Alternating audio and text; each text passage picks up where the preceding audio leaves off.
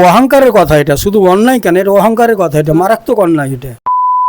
আচ্ছা কাকু, আপনার বাবা কি বেঁচে আছেন? হ্যাঁ, বেঁচে আছেন। তাহলে আপনার বাবা আপনার খান না আপনার ভাইয়ের খান না কার দিকে খান? আর এই অপ্রাসঙ্গিক প্রশ্ন কেন? এরকম এই অপ্রাসঙ্গিক প্রশ্ন। বাবারই তো আমি খাই, আমার বাবা, আমি কেন বাবা আমার খাবে? আমি বাবার খাই। আশ্চর্য কেন? সর্বে সর্বা যা কিছু আছে সবই তো বাবার, মানে আপনার যা কিছু আছে সবই আপনার বাবা? সবই বাবার।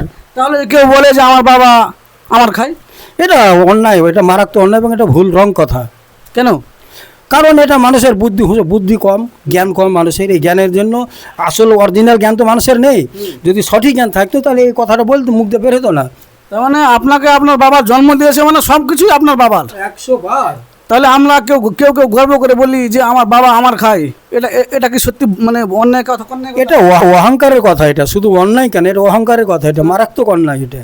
এটা তো বড় বড় ব্যক্তিরাও বলে থাকেন যে বাবা আমার খায়।